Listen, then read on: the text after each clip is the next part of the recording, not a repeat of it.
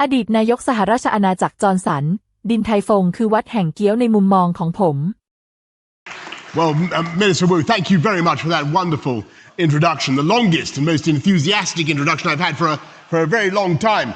Li ho, everybody. 你好 Very, very good to see you. And Mr.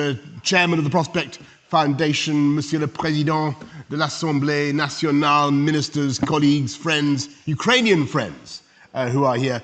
Thank you for this invitation. It's wonderful to be here in Taiwan at last, because until yesterday, I had only seen this country on my lockdown Peloton machine, which had a screen on the handlebars, giving me the illusion that I was cycling on the coastal path of Taiwan. And so for day after day, I was up on the top floor of number 10 Downing Street, puffing away on my exercise bike and watching the rain-slicked tarmac of Taiwan spool away in front of me. And I believed I was on this magic island. And I noticed how beautiful it is. And I also noticed, by the way, how sheer, how vertical the cliffs are and how difficult to attack, which is a point I think that deserves to be more widely noted. But I couldn't see any people, and I couldn't see the culture, and there were no clues as to Taiwanese society, except it all seemed very clean and very well organized. And it was irritating because I wanted to find out about the incredible Taiwanese triumph, which I believe will be in the key technology of the 21st century. And so I've come here really as a pilgrim and as an admirer from a distance of Taiwan, and as a total believer in AI and an addict of ChatGPT. And look, I don't mind if ChatGPT occasionally makes things up or gets things wrong, because it's so polite and so good for my ego. And imagine having a little friend who tells you every day, you had a brilliant and original idea. You're so clever, says ChatGPT. Me love you long time, says ChatGPT. And it's all free. It's absolutely fantastic. And far from fearing the future, I look forward to the day when artificial intelligence goes through the protected bourgeois professions like a whirlwind of fire, torching the ridiculous, time-consuming, and don't you agree? Time-consuming, expensive nonsense conveyancing, planning applications, way leaves, all this legal stuff. All this stuff that's been used to hold people like me to ransom for generations. And look, I mean, don't worry, all the people who do these jobs, you know, the accountants, lawyers and so forth, they're going to get other jobs. It's going to be fine, because great technological change always ends up creating more well-paid jobs than it destroys. And we will solve the problem of social care workers, the shortage of social care workers which we have in our country, not with more immigrants, but with, I think, eventually ChatGPT androids, reminding the elderly to take their pills in a tirelessly polite and deferential manner. AI is going to help humanity in millions of ways that we can only guess at right now. It's the biggest advance in cognitive power I've seen in my lifetime. It has the potential to be bigger than the internet, bigger than Gutenberg, bigger than print itself. And all of it is made possible by Taiwan, isn't it? It's true. As I'm sure you all know, about 95%, perhaps even 100% now, of the sophisticated microprocessors that are necessary for AI are made here through the genius of Taiwanese manufacturers' atomic-level precision in lithography and etching. I remember when I first became Prime Minister of the UK in 2019, I said, look, you know, I was aware of this thing. I said, look, we've got to catch up with Taiwan. We can't lag behind. I said to my officials, how much would it cost for us to build a fabrication plant here in the UK? And they said £9 billion to begin with. I thought that seemed quite a lot. But I said, okay, right. And then they said, but even if we could do it on a reasonable timescale, we could not guarantee that our chips would be as good as Taiwan's, because year after year, the Taiwanese are getting better and better. And year after year, these Taiwanese chips put new distance between themselves and their competitors. And so, of course, I gave up the idea of the UK government trying to compete with you. And I've come here because I know that there is a fundamental reason why this miracle is taking place on this island and nowhere else in the world, or at any rate, a unique combination of factors. There's a strategic vision of the Taiwanese government. We just heard just now from President Lai, the companies themselves who are driven by constant desire to improve. But then there's the whole commercial environment of Taiwan, the spirit that you notice as soon as you get here, which you can't detect on your number 10 peloton, as I say. And it seems to me that there is a zing and an energy and an optimism here because this is a free country where everyone has the equal protection of the law, where you don't have to worry that someone is going to steal your intellectual property because you have security of IP, and where you don't have to bribe some party apparatchik to get a contract because, on the whole, corruption here is very low.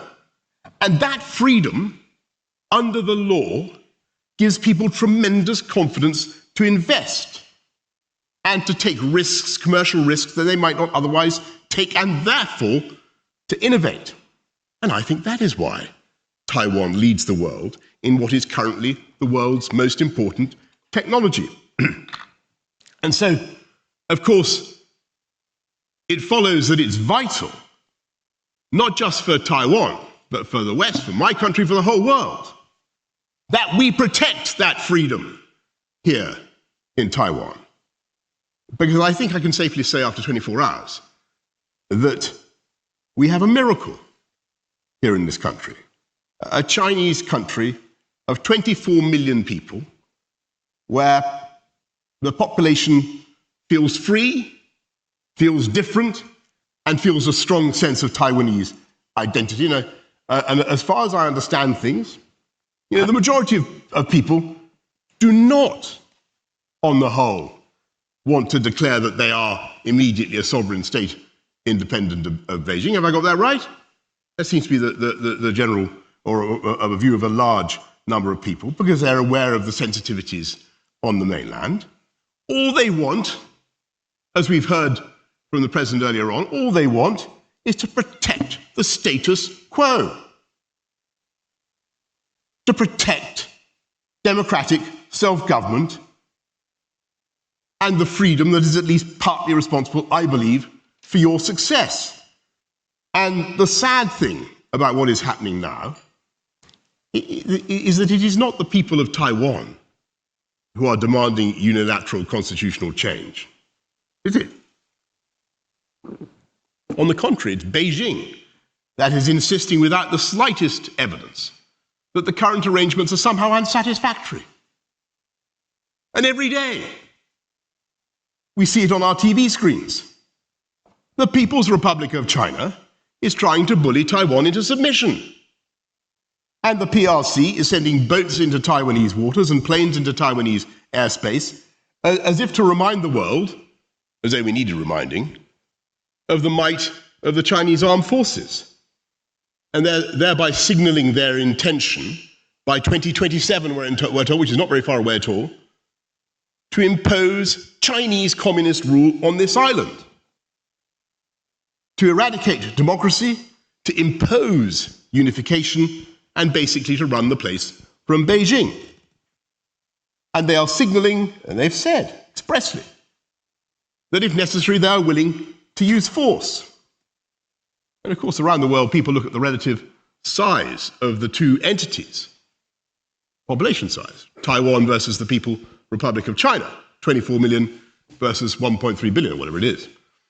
And they wonder how Taiwan could possibly survive in such a struggle. I mean, around the world they do.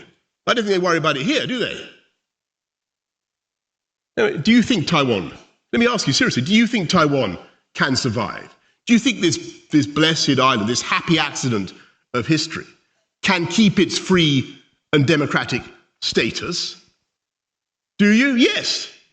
Good. Well, I'm here to assure you that I also believe that Taiwan can and Taiwan will, because it's plain to me that freedom is what the people of Taiwan want. And in the phrase of John Stuart Mill, you are lovers of your own liberty. And I don't believe that spirit will ever be crushed.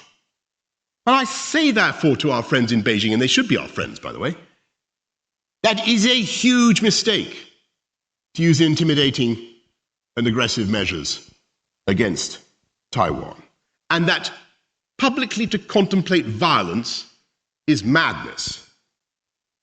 Because the minute you use force to make a unilateral change to the status quo, you risk a chain of events that you cannot control, because that is, I'm afraid, what war always means.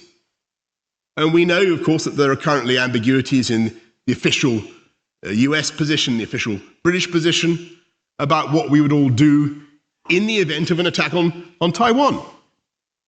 And that is for the very good reason that no one wants to get drawn into a discussion about a set of circumstances that we all passionately hope to avoid. But you also know, because you've seen it at this conference and previous versions of this conference, that there are already powerful, distinguished American politicians who are willing to speak up for the defense of Taiwan. And you know that there are many in Washington who are absolutely determined to prevent what America fears would be a major change in the balance of power in the Asia-Pacific region and in the configuration of the political configuration of the first island chain. Washington is passionately against that. And by the way, we all know that the United States has the ability, the sheer kinetic power, to change the course of any war on the planet. And I know, we know, in my country, that if America did get engaged in some operation, then the chances are that they would ask for assistance from their closest partners, their AUKUS partners, for instance, France too, I have no doubt, Britain, Australia, and others. And you'll have heard the other day what our Defence Secretary, our Labour Defence Secretary, John Healey, said about the natural instinct of Britain to help its friends and allies. Now, I don't think he was talking about any particular scenario or how in particular Britain or any other European country would react. Because the truth is, right now, we don't know how it would look, how it would feel, what the occasion would demand from the Western powers. We're uncertain. And that is the whole point. That is how disasters begin. It is far easier to start a war than to predict how it will go. And you only have to go back 3 years to see how an act of war can trigger consequences that are entirely unforeseen and unintended. And there are clear differences between Taiwan and Ukraine. Analogies are not always accurate. But there are some lessons that can certainly be drawn. And when Putin invaded Ukraine in February 2022, he did not expect that by now Russia would have sustained 1 million casualties with 250,000 dead, did he? He didn't bargain for that. He didn't expect that after the colossal expense of Russian blood and treasure, he would still only control about 18% of Ukraine. Slava Ukraini, by the way. Slava Ukraine. He never expected that the Ukrainians would resist so heroically, or that they would receive such steadfast and generous Western support, started, by the way, by President Trump when he gave the Javelin missiles. The war has been appalling for the poor and blameless people of Ukraine. It's been a disaster for the world. It has also been a total catastrophe for Putin. He will go down in history not as the man who reunited the two most important parts of the former Soviet Union, not as the man who brought Ukraine back under Moscow's control. He will be remembered as the man who, by his arrogance and impatience, created in the hearts of Ukrainians an absolutely inextinguishable national feeling and desire for independence. Putin is not the man who restored Russian pride. He is the man who gambled on violence and lost, and believe me, he is going to lose. And I think in the Trump White House, the scales have now fallen from their eyes about Putin. And there is a real possibility that in just a couple of days, I think August the 8th, isn't it? Those countries, third countries that have been enabling Putin's war by buying his hydrocarbons, India and China, will be hit hard by secondary sanctions. And of course, I don't think any of those countries imagined for a second when this war began that they might in time be visited by that kind of punishment. And I dwell on the lesson of Ukraine, but not because the comparison is perfect. Clearly there are important differences. But to make this basic point that if you trigger violence, then you are firing a Sarajevo pistol that can lead to disaster for you and for the entire world. And so that's why it's so vital that we address this problem in a way that I think the people of Taiwan want. We heard it just now from the President. It's vital that we address it in the way that I think the people of Britain want and the world want. And that is to have peaceful dialogue across the Straits of Taiwan. And I think, we can be totally respectful, but we should ask our colleagues in Beijing to explain just why is it so essential to you to conquer Taiwan? When this island presents no conceivable threat to the mainland, is it really worth the risk? Is it really worth the risk, Beijing, when the consequences for the whole world could be so dire? And by the way, is it really necessary for every segment of the Chinese population to be ruled by the Chinese Communist Party? Can there not be places, beautiful places, that are differently Chinese? Of course there can. I think, by the way, it's I think it's an advantage for Beijing to have this innovative society, this society is incredibly fertile in technological developments right next door, investing massively, by the way, in China.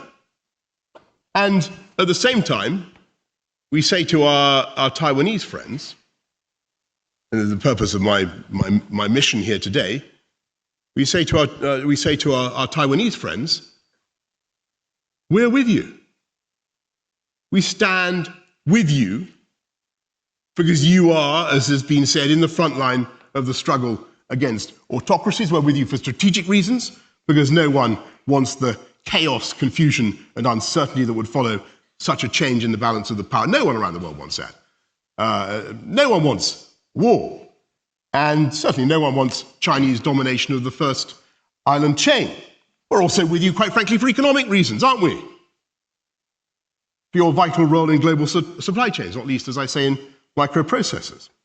And all I can say in conclusion is that as China intensifies its pressure on Taiwan, I hope that we all, the West, America, the UK, all the Europeans, will have the courage not to tiptoe away, not to be cowed by our desire to be deferential to Beijing,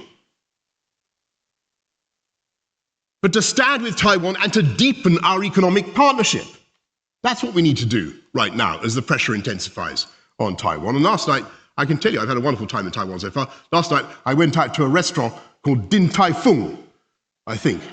It was absolutely rammed with people, and they were eating more different and more complicated types of dumplings than I've ever seen in my life. It was a sort of temple to dumplings, this place. It was devoted to the cult of the dumpling. And I met a guy there last night, and I'd met him before because actually about 6 years ago, I helped to open the first Din Tai Fung. Have I got that right? Yeah. I happened to open the first Din Tai Fung in London, and they got me to make some dumplings very unsuccessfully. And I am thrilled to say that since then there are now 3 such Din Tai Fungs in London, and Taiwanese influence is spreading the whole time. And UK-Taiwan trade, you should know, I am proud to say, is growing, and growing fast. £9 billion this year. Financial services, Johnny Walker, obviously seems to be very important. I noticed all sorts of different colour Johnny Walker, indigo label, mauve label. I don't know, I've never tasted any of these drinks, but they seem to be very popular here in Taiwan. Obviously very good for the Scottish economy. And we should intensify that economic partnership. And we are. I'm very pleased that the UK office here is well staffed and highly active. And in the end, folks, we're with you for the best reason of all, which is that we share your values. UK, Taiwan, we're 2 island democracies who understand that freedom is not just a wonderful thing because it helps you build a better silicon chip. Obviously it does, and Taiwan is the proof of that, right? I've made that argument. We're with you because we both understand that freedom is also a wonderful thing in principle, and it's a wonderful thing in itself. So thank you, Taiwan. Thank you for your bravery and for standing up for freedom in a very difficult and dangerous part of the world. You will have our support, and let us stand up for freedom together. Thank you all very, very much for having me at your conference today. Thank you.